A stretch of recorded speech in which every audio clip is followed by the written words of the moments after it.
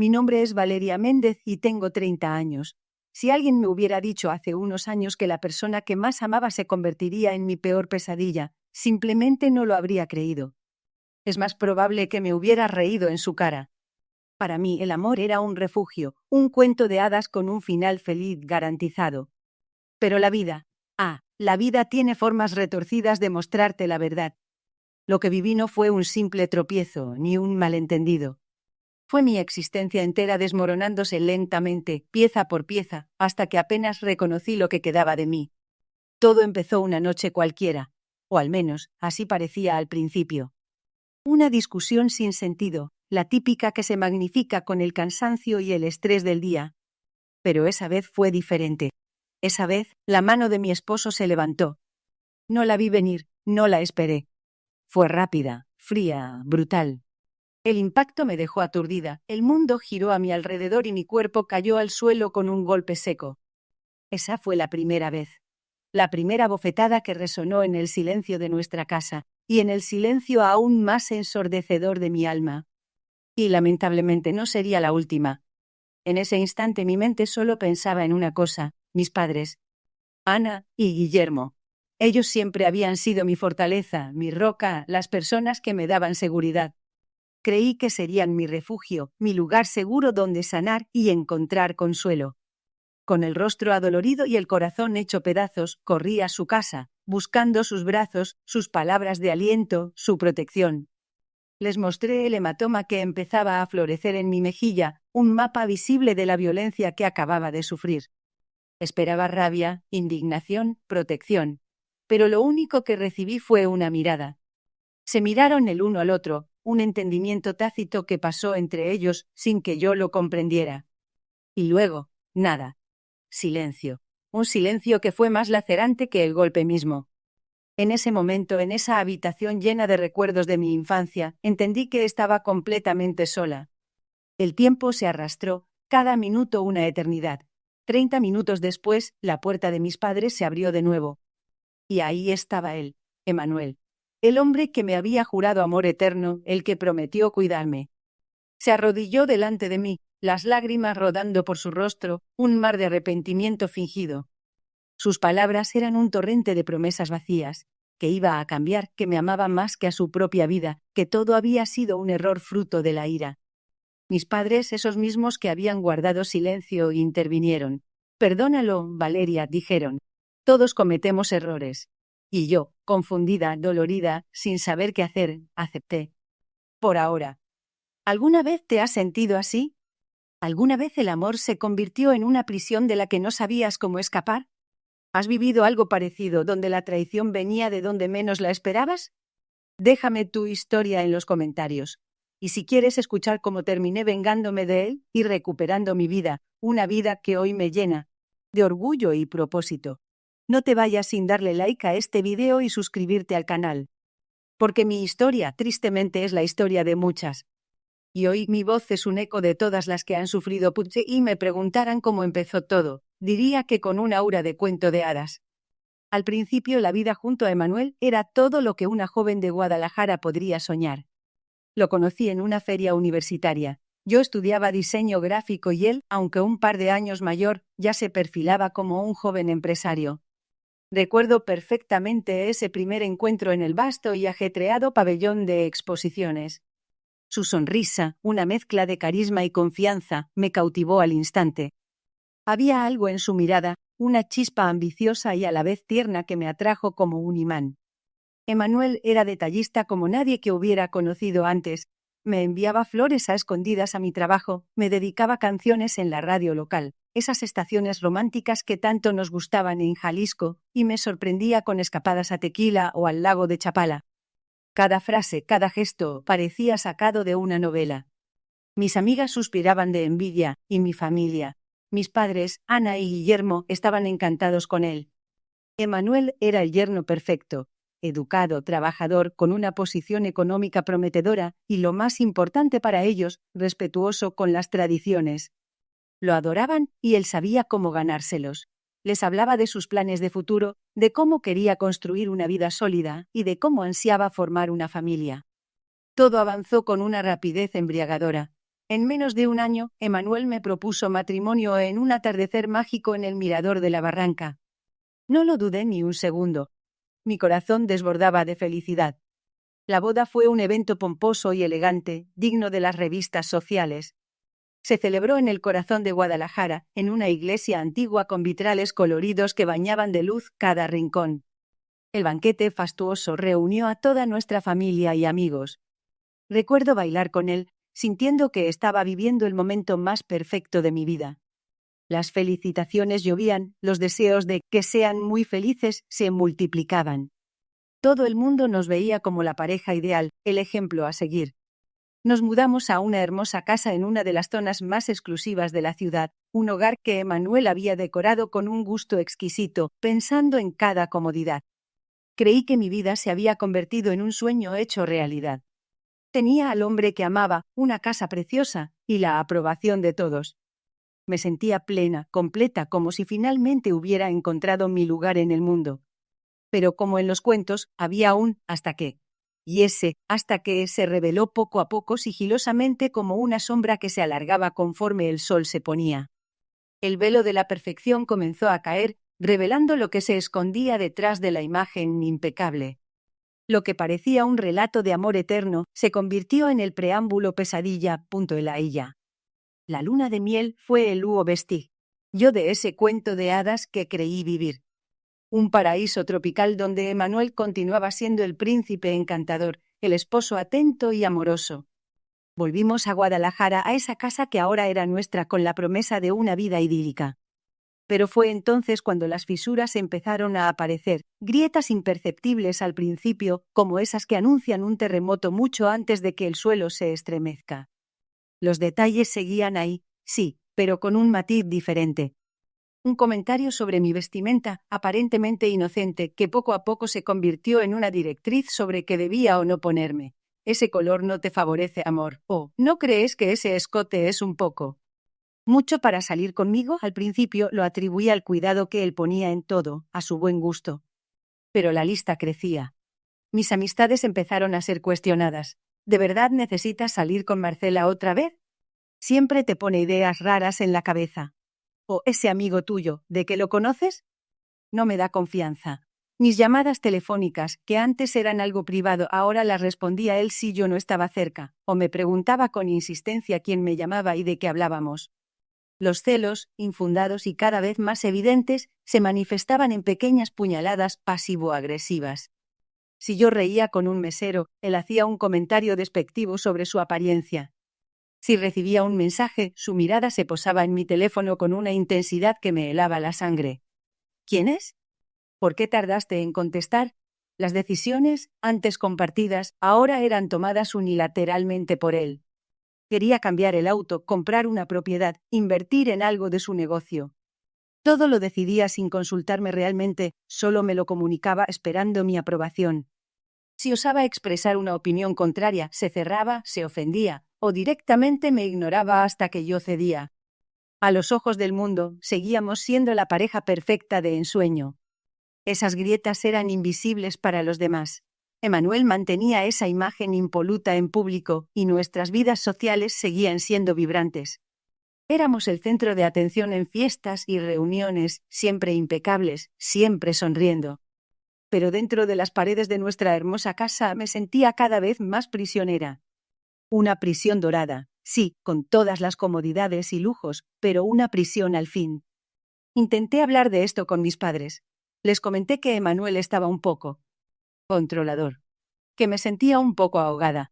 La respuesta de Ana y Guillermo fue la misma, casi idéntica, con la voz serena y el tono inamovible de sus convicciones tradicionales y religiosas. Hija, el matrimonio es para siempre. Un hombre así debe tomar las riendas de su hogar. Tienes que aguantar, tener paciencia. Es lo normal. Todos los matrimonios tienen sus pruebas. Tú has jurado ante Dios, y eso es sagrado. Sus palabras, lejos de tranquilizarme, me hundían aún más. Me enseñaron que el deber de una esposa era la sumisión, la paciencia y el sacrificio. Y así, empecé a asumir que quizás eran pruebas, que yo era la equivocada por sentirme así. Que lo que estaba viviendo era simplemente el matrimonio. Y seguí aguantando. Hasta que un día el velo no solo cayó, sino que se hizo pedazos junto a una noche como cualquier otra, o eso parecía. Cenábamos en la cocina, el aroma a comida casera llenaba el ambiente, creando una falsa sensación de normalidad. El aire, sin embargo, estaba cargado. Hacía días que sentía su irritabilidad, su mirada tensa sobre mí. Un mensaje en mi teléfono rompió el silencio. Era Marcela, mi amiga de la infancia, preguntando si podíamos organizar una salida de chicas pronto. Una conversación inofensiva, trivial. Pero para Emanuel no. Su rostro se descompuso en una mueca de desprecio.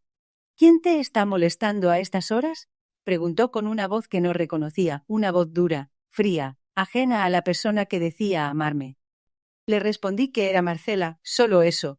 Él se levantó de golpe, la silla rechinó contra el suelo. Se acercó a mí, su figura imponente se cernía sobre la mía.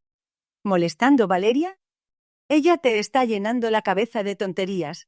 ¿Desde cuándo le das más importancia a tus amiguitas que a tu propio esposo?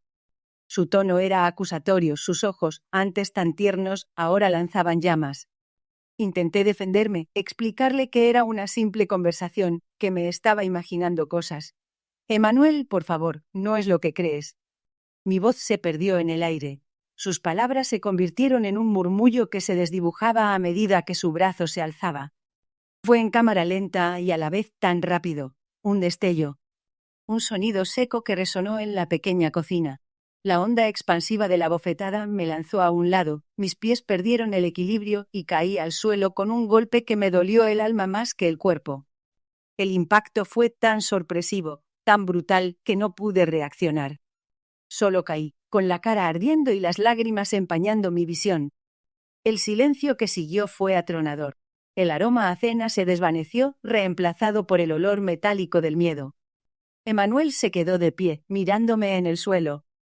No había arrepentimiento en sus ojos, solo una frialdad que me heló hasta los huesos. El miedo se apoderó de mí.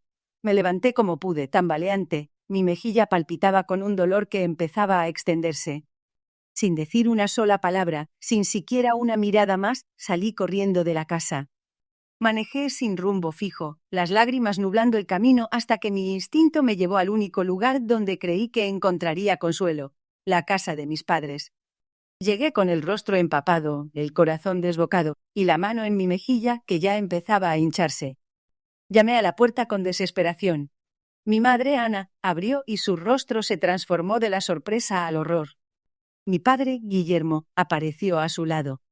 Con la voz entrecortada por los sollozos, apenas pude balbucear algunas palabras, señalando mi rostro. Les mostré el hematoma naciente, el testimonio mudo de lo que acababa de suceder. Excava sus brazos, su indignación, el consuelo que toda hija espera de sus padres. Pero no hubo brazos, no hubo indignación. Sus miradas se cruzaron, un intercambio indescifrable entre ellos. Y luego, el silencio. Un silencio pesado, denso, cargado de significados ocultos. No dijeron una palabra, ni un «Dios mío, hija», ni un «Vamos a denunciarlo». Solo me miraron y ese silencio fue, de lejos, más doloroso que el mismo golpe de Emanuel. En ese instante comprendí que la soledad que sentía no era solo por lo que me había hecho mi marido, sino por la indiferencia de quienes debían ser mi máximo apoyo. Los siguientes 30 minutos fueron una pesadilla, una lenta agonía donde cada segundo se sentía como una aguja clavada en mi alma. Sentada en el sofá de mis padres, con la mejilla abultada y el corazón hecho un nudo, el silencio que llenaba la sala era 1000 veces más doloroso que el golpe. Mis padres se movían a mi alrededor, ofreciéndome té, hielo, pero ni una sola palabra de consuelo real, ni una sola pregunta sobre lo que Emanuel me había hecho. Solo miradas furtivas, susurros inaudibles entre ellos, y la tensión que aumentaba con cada tic-tac del reloj. Era como si mi dolor fuera un elefante en la habitación que nadie quería nombrar. De repente, un golpe en la puerta interrumpió la asfixiante quietud. Mi madre abrió, y ahí estaba él. Emanuel. La sorpresa y el horror me invadieron. No podía creer que tuviera el descaro de aparecer allí, después de lo que había hecho. Pero al mismo tiempo, una parte de mí, esa parte ingenua y dañada que todavía buscaba la validación de un amor que ya no existía, se preguntaba si quizás vendría arrepentido de verdad. No tuve tiempo de reaccionar. Emanuel entró a la sala, y lo que hizo a continuación me dejó petrificada. Se arrodilló. Sí, se arrodilló delante de mí, de mis padres, con una teatralidad que solo él era capaz de orquestar. Sus ojos, antes fríos y distantes, ahora estaban llenos de lágrimas, lágrimas que brotaban con una facilidad asombrosa. Su voz, rota, suplicante, llenó la habitación. Valeria, mi amor, perdóname por favor. Fui un imbécil, un bruto. No sé qué me pasó. Te juro que fue un error, un momento de ira, la presión del trabajo. Pero te amo, mi vida, te amo más que a nada en este mundo. No puedo vivir sin ti. Sé que te lastimé, y me odio por ello. Dame otra oportunidad, por favor. Te prometo que voy a cambiar. Voy a buscar ayuda, lo que sea necesario para recuperarte. Era una actuación impecable. Si no hubiera tenido su mano marcada en mi rostro, casi le habría creído. Pero entonces mis padres intervinieron. Mi madre se acercó a mí, me tomó la mano y su voz, antes silenciosa, ahora estaba llena de una calma perturbadora. Hija, escúchalo. Él está arrepentido. Todos cometemos errores. El matrimonio es así, hay que saber perdonar. Emmanuel te ama, yo lo sé. Está claro que está sufriendo por lo que hizo. Mi padre asintió con la cabeza, su mirada suplicante. Así es, vale. Hay que darle una oportunidad. Es tu esposo. Él se portó mal, sí, pero está pidiendo perdón. El perdón es divino. Mi cabeza era un torbellino. Por un lado, la humillación, el dolor, el hematoma palpitante. Por otro, la imagen de Emmanuel de rodillas, las palabras de mis padres implorando mi perdón, la idea arraigada de que el matrimonio era para siempre y que yo debía aguantar. Estaba confundida, agotada y, sobre todo, muy dolida. Mi espíritu estaba quebrado. En ese momento de vulnerabilidad extrema, donde mi refugio me había dado la espalda y mi agresor clamaba amor eterno, cedí.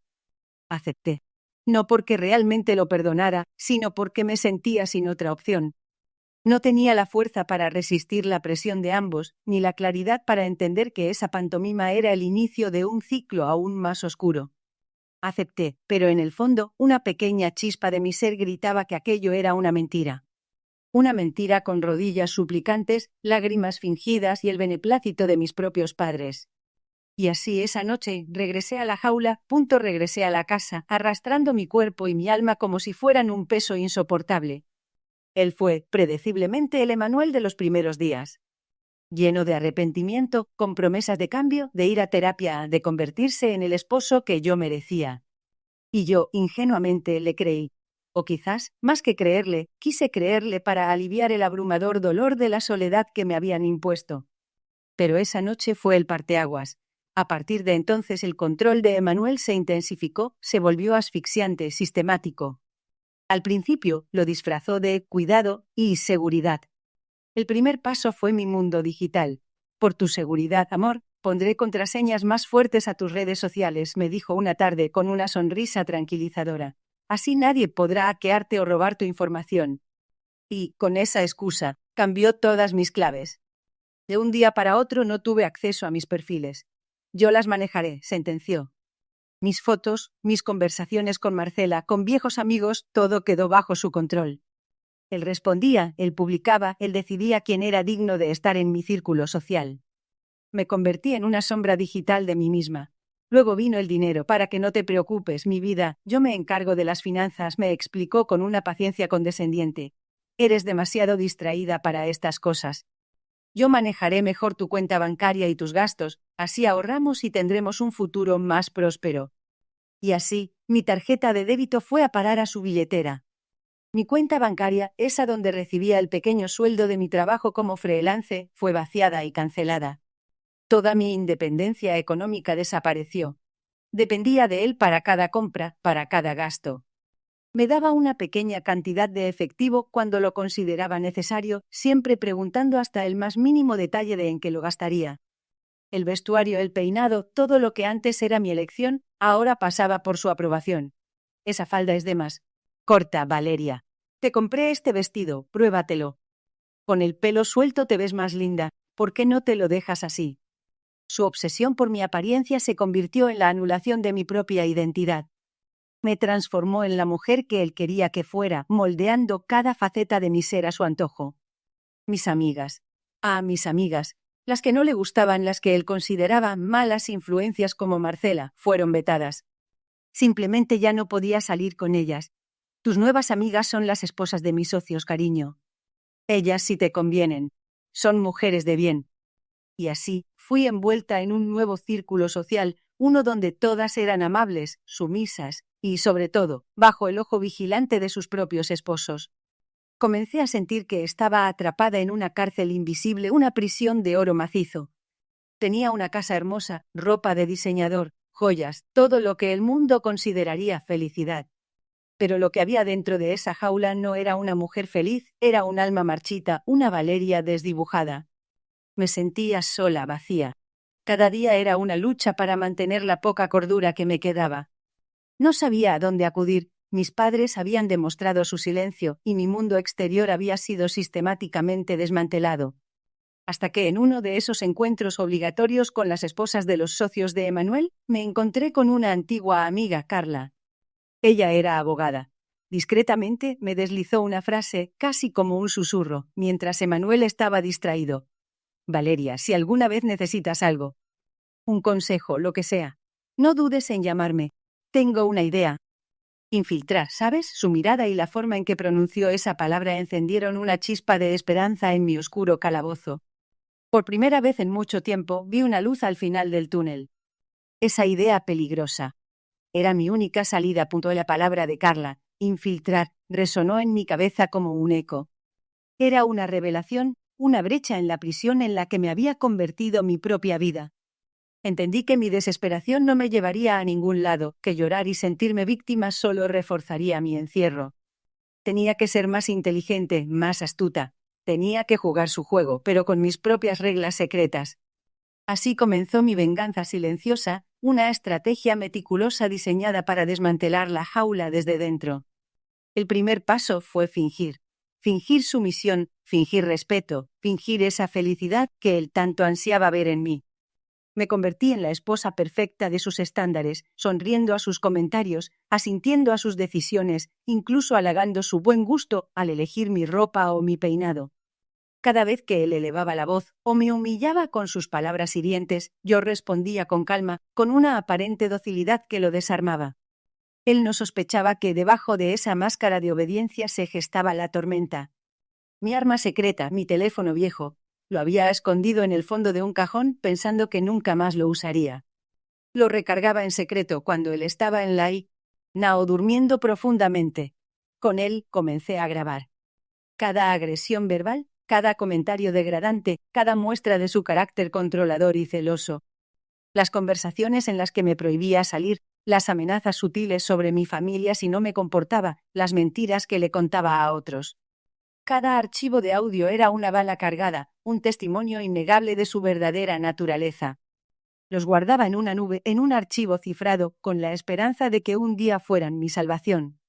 Pero grabar no era suficiente. Necesitaba independencia, y para eso necesitaba conocimiento. Recordé mi sueño de estudiar Derecho.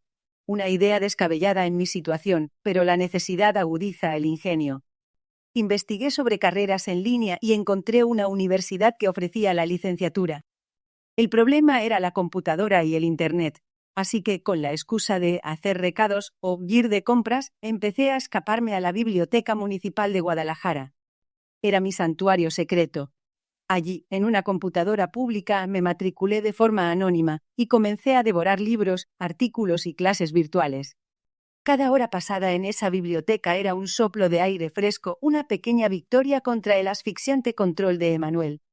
El dinero seguía siendo un problema. No tenía acceso a mis finanzas. Pero una idea surgió al recordar mis antiguas habilidades como diseñadora gráfica freelance. Empecé a buscar pequeños trabajos por Internet, proyectos que pudiera hacer desde la computadora de la biblioteca o incluso, si tenía suerte, desde mi teléfono. Eran trabajos mal pagados, pero cada peso que ganaba en secreto era una chispa de mi futura libertad económica. Lo guardaba celosamente, abriendo una cuenta bancaria a mi nombre en un banco diferente, uno que Emanuel nunca conocería. Mientras tanto, en casa la rutina de la sumisión continuaba. Fingía interés en sus negocios, en sus logros. Lo escuchaba hablar, y rara vez lo contradecía. «Qué inteligente eres, amor, qué buena idea. Tienes toda la razón. Él se hinchaba de orgullo, creyéndome bajo su completo dominio.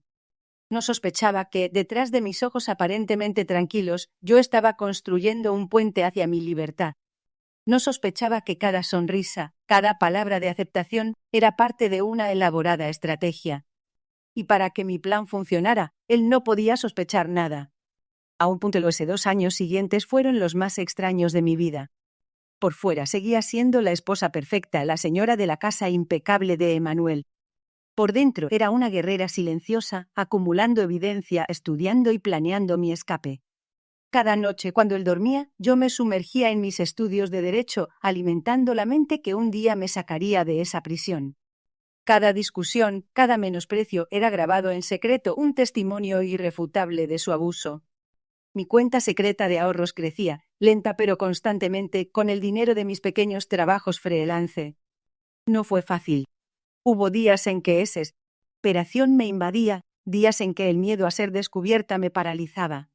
Pero cada vez que mi mirada caía en ese hematoma invisible en mi corazón, cada vez que recordaba el silencio de mis padres, una fuerza renovada me impulsaba. Yo no iba a ser solo otra estadística, otra mujer sometida y rota. Yo iba a ser una sobreviviente. Finalmente el día llegó. Había acumulado suficiente evidencia.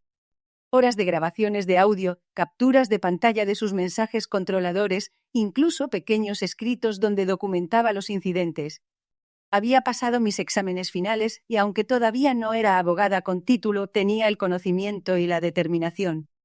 Contacté a Carla, mi amiga, la abogada que me había dado la idea inicial. Ella se convirtió en mi principal aliada, mi confidente, la persona que me ayudó a poner en orden todas las piezas del rompecabezas. Un martes por la mañana, vestida con la ropa más discreta que pude encontrar y con un maletín lleno de pruebas, me dirigí a la Fiscalía Especializada en Violencia Intrafamiliar en Guadalajara. Carla me acompañó, su presencia dándome la fuerza que me faltaba. Entrar allí fue como respirar por primera vez en años. La fiscal Ortega, una mujer de mirada firme y comprensiva, nos recibió. Presenté mi denuncia meticulosamente, punto por punto. Los audios llenaron la sala con la voz de Emmanuel, sus insultos, sus amenazas, su control. Las capturas de pantalla mostraban su aislamiento, su manipulación. Cada palabra que pronuncié fue un acto de liberación. La fiscal Ortega escuchó con atención, interrumpiéndome solo para pedir detalles específicos. Al terminar, la sensación de alivio fue inmensa, seguida de una ola de ansiedad. ¿Qué pasaría ahora? Ella me aseguró que, con la evidencia que presentaba, el caso era sólido. Me explicó los pasos a seguir, las órdenes de protección, los procedimientos legales. Salí de esa oficina con una mezcla de miedo y una esperanza que no había sentido en mucho tiempo. Al día siguiente el sol apenas se asomaba por el horizonte cuando el sonido de las patrullas irrumpió en la tranquilidad de nuestra elegante colonia. Yo estaba en la habitación, observando por la ventana. Emmanuel, ajeno a todo, desayunaba tranquilamente en la terraza, leyendo el periódico. De repente las luces azules y rojas tiñeron la fachada de nuestra casa. 3 coches de policía se detuvieron frente a ella. Policías uniformados bajaron, y con ellos la fiscal Ortega. Emmanuel levantó la vista perplejo. No entendía lo que sucedía. Los agentes entraron y en cuestión de minutos lo tuvieron esposado. Intentó forcejear, gritar, explicar que era un error, que él era un hombre de negocios respetable. Pero era inútil. Los vecinos, alertados por el bullicio, salieron a sus ventanas. Vieron al hombre perfecto, al empresario ejemplar, siendo arrestado en su propia casa, esposado como un criminal común. Lo subieron a la patrulla. Mientras se lo llevaban, sus ojos se encontraron con los míos. Por primera vez. En mucho tiempo no hubo control ni manipulación, solo una confusión y un terror que me confirmaron. El hombre perfecto había caído. Y yo por fin era libre. La noticia del arresto de Emmanuel no tardó en llegar a oídos de mis padres. Como era de esperar, mi madre, Ana, me llamó. Su voz, que yo hubiera esperado temblara de preocupación por mí, resonaba con angustia, pero no por mi bienestar. Valeria, ¿qué has hecho? ¿Cómo pudiste hacer esto? El honor de nuestra familia, manchado por tus acciones. Era casi una repetición de aquel día, el mismo tono de decepción, un dolor que, una vez más, no se refería a mi sufrimiento. Mi padre, Guillermo, tomó el teléfono. Su voz era grave, entrecortada por un lamento que intuí era más por la vergüenza pública que por la injusticia que yo había soportado. Hija, ¿por qué no nos consultaste? ¿No ves el daño que le haces a su reputación? ¿A la nuestra? Un hombre de su posición. Esto es un escándalo. ¿Qué va a decir la gente? Escuché en silencio, cada palabra un dardo que se clavaba en lo más profundo de mi ser. ¿El honor de la familia? ¿La reputación de Emanuel? ¿El qué dirán de la gente? En ningún momento hubo un ¿estás bien, hija?, ni un lamentamos no haberte ayudado antes. En ese instante, todas las piezas del rompecabezas de mi vida encajaron. Comprendí que su silencio no había sido por desidia o ignorancia, sino por una elección consciente. Para ellos, la imagen, la tradición, el matrimonio es para siempre, eran más importantes que la integridad física y emocional de su propia hija. Me di cuenta de que nunca me habían protegido realmente. Su amor era condicional, supeditado a las apariencias y al rol que yo debía cumplir según sus estrictos códigos morales. Y entonces algo dentro de mí se rompió, pero esta vez no de tristeza, sino de indignación.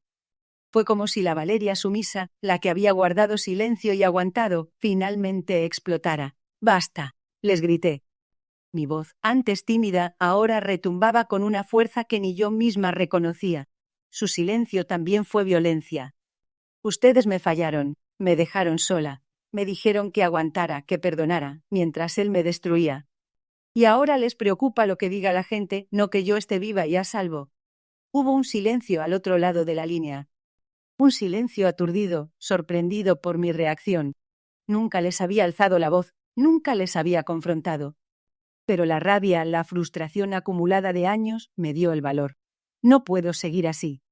Por mi salud mental, por mi propia vida, necesito cortar lazos. Necesito sanar lejos de ustedes y de sus juicios. Esto es para mí, para mi libertad. Y no me arrepiento. Colgué el teléfono antes de que pudieran replicar. Fue doloroso, horriblemente doloroso. Me sentía arrancando una parte de mi propia raíz, de mi origen. La culpa, ese sentimiento tan arraigado en los hijos que se atreven a desobedecer, me carcomía. Pero al mismo tiempo sentí un alivio inmenso. Era un paso fundamental para mi reconstrucción. Era necesario. Por una vez en mi vida, estaba priorizando mi bienestar por encima de las expectativas y la comodidad de los demás, incluso de mis propios padres. La Valeria que había entrado en su casa buscando consuelo y encontró silencio, ahora salía de esa relación, de esa dinámica tóxica, con la voz levantada y la convicción de que a partir de ese momento, mi camino sería solo yo. El arresto de Emanuel y la ruptura con mis padres marcaron el verdadero inicio de mi renacimiento. Fue un torbellino de emociones, una mezcla de dolor por el pasado y una euforia inesperada por el futuro. La casa que compartía con Emanuel ahora se sentía como un territorio ajeno, cargada de recuerdos. Necesitaba un cambio radical. Lo primero fue buscar un nuevo hogar. Con mis ahorros secretos y la ayuda de Carla, encontré un pequeño departamento en una zona tranquila de Guadalajara. Por primera vez en años, sentí que tenía un espacio propio, un santuario donde no había ojos vigilantes ni juicios silentes. Cambié mi número de teléfono. Era un acto simbólico, un cortar de los hilos que aún me unían a ese capítulo oscuro. Quería empezar de nuevo, sin rastros del pasado, sin la posibilidad de una llamada repentina que me arrastrara de vuelta al tormento. La tranquilidad que me proporcionó fue inmediata, pero el cambio más significativo fue el profesional. Aquellos 2 años de estudio en secreto de noche sin dormir en la biblioteca municipal habían dado sus frutos. Me había graduado con honores. Ahora tenía algo más que un diploma, tenía una misión. Poco después de titularme, me uní a una asociación de abogadas especializada en apoyar a mujeres víctimas de violencia, justo aquí, en mi Guadalajara. Sentí que no había mejor manera de honrar mi experiencia que ayudando a otras que estuvieran pasando por lo mismo. Trabajar en la asociación ha sido la experiencia más gratificante de mi vida. Cada caso, cada mujer a la que apoyo, es un recordatorio de mi propia fortaleza. Me volví una voz para las que no la tenían, una guía para las que estaban perdidas en el laberinto de la violencia y el miedo. Mi camino no es solo el de una abogada, es el de una activista, una defensora. Hoy doy charlas en escuelas y universidades. Comparto mi historia no como una tragedia personal, sino como una advertencia y una inspiración. Les cuento a los jóvenes sobre las primeras grietas sobre cómo reconocer las señales de control y abuso, sobre la importancia de la independencia y el amor propio. Les hablo a las mujeres sobre la necesidad de escuchar su intuición, de buscar ayuda, de no callar. Mi voz, antes silenciada por el miedo y la sumisión, hoy retumba en cientos de mujeres, en cada foro, en cada aula. Cada aplauso, cada mirada de entendimiento, cada mujer que se acerca después para decirme gracias, tu historia me salvó, me reafirma que cada paso doloroso, cada lágrima derramada, valió la pena. El renacer de Valeria no fue solo un cambio de domicilio o de profes fu, y una transformación completa de mi ser. De la mujer sumisa, callada y asustada, emergió una mujer fuerte, consciente de su valor, segura de su propia voz. Aprendí a reconstruirme, pieza por pieza, con amor y paciencia. Aprendí que la verdadera fuerza no es la que se muestra en la agresión, sino la que se cultiva en la resiliencia. Y que al final, la libertad no solo se gana, se construye, se vive y se comparte. Pasaron los años. Mi vida había tomado un rumbo que jamás habría imaginado. De ser una mujer que vivía para complacer a los demás, me convertí en una defensora, una voz para las silenciadas. La asociación crecía, y cada victoria legal, cada mujer liberada de su propia cárcel era un bálsamo para mis propias heridas. La herida de mis padres, por cierto, aún no había sanado, y aunque dolía, estaba aprendiendo a vivir con ella.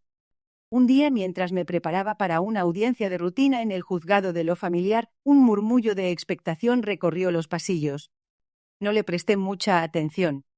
Mi mente estaba en el caso que llevaría, defendiendo a una joven madre que buscaba la custodia de sus hijos. Sin embargo, al girar en un pasillo para dirigirme a la sala, lo vi. Estaba ahí, al final del pasillo, rodeado por 2 guardias, sus manos esposadas a la altura del abdomen. Su cabello estaba más ralo, su traje, antes impecable y de diseño, ahora parecía un uniforme gastado. Era Emmanuel, el hombre que casi destruye mi vida. Mi corazón dio un vuelco, pero esta vez no fue de miedo o dolor, sino de una extraña mezcla de sorpresa y curiosidad. Él levantó la vista, y nuestros ojos se encontraron. Por un segundo, el tiempo se detuvo. Su mirada, antes llena de arrogancia y control, ahora reflejaba una derrota abrumadora. Bajó la mirada. Él, el hombre que siempre había caminado con la cabeza alta, que exigía respeto y dominio, bajó la mirada ante mí. Me acerqué, con cada paso sintiendo el peso de mi renovada fortaleza. Ya no era la Valeria asustada que él había conocido. Era la Valeria abogada, la sobreviviente, la que lo había puesto tras las rejas. Me detuve frente a él, lo suficientemente cerca para que me viera bien, para que sintiera mi presencia, mi transformación. Por primera vez, no él sino yo tenía el poder. Valeria musitó, su voz apenas un susurro, irreconocible. Emmanuel, respondí, mi voz clara y firme. Parece que te volviste a meter en problemas. No era una pregunta, era una constatación. Los guardias lo movieron hacia una de las salas de audiencias. El murmullo que escuché antes tomó sentido. Emmanuel estaba allí por una nueva acusación. Otra mujer. La historia se repetía. Por un lado, sentí una profunda tristeza por la víctima, pero por otro, una extraña sensación de justicia gélida. Quien había jugado con la vida de una, lo seguía haciendo. La audiencia se llevó a cabo. No era el caso en el que trabajaba, pero me quedé a escuchar. La nueva denunciante, una mujer joven y visiblemente atemorizada, relataba los mismos patrones de control, de abuso, de promesas rotas. Las pruebas eran contundentes. Finalmente, el juez dictó sentencia. 9 años. 9 años por violencia reiterada. La justicia era lenta, pero había llegado de nuevo por cuenta de una mujer más valiente. Al salir del tribunal, el sol de Guadalajara me recibió con un abrazo cálido. Caminé con una sonrisa, no una sonrisa de malicia. No era por el hecho de que él iba a pagar por sus crímenes, no era regocijo por su desgracia. Era una sonrisa de alivio, de liberación profunda. La verdad es que Emmanuel ya no tenía poder sobre mí.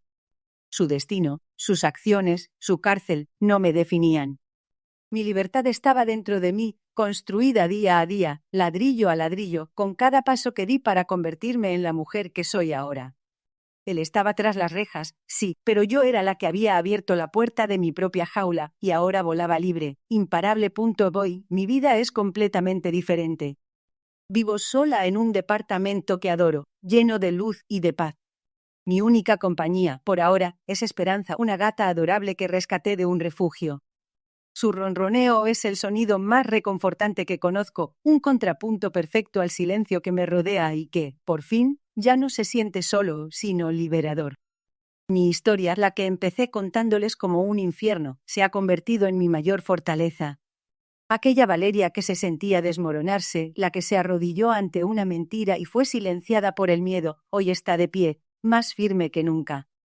Cada cicatriz, visible o invisible, es un mapa de mi viaje, una lección aprendida. Lo que empezó como una venganza silenciosa se transformó en una misión de vida. La Asociación de Apoyo a Mujeres Víctimas de Violencia, donde ejerzo como abogada, es mi pasión. Cada día tengo la oportunidad de ser la voz que yo no tuve, el refugio que mis padres no me ofrecieron.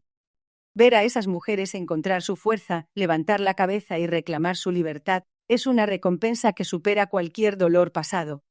No hay dinero, no hay lujo que pueda comprar la satisfacción de saber que mi historia, mi lucha, ha servido de faro a otras. Pero mi influencia no se detiene ahí. Como saben, tengo este canal.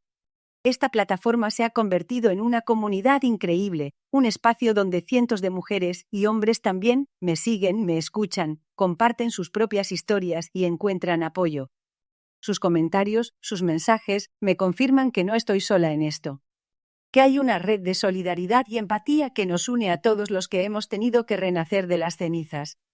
A veces me siento abrumada por el cariño y la responsabilidad, pero siempre recuerdo que mi voz, antes tan frágil e inaudible, ahora tiene el poder de resonar en muchos corazones. Mi libertad no fue gratis. Tuvo un costo muy alto. Me costó años de dolor, de miedo, de soledad forzada.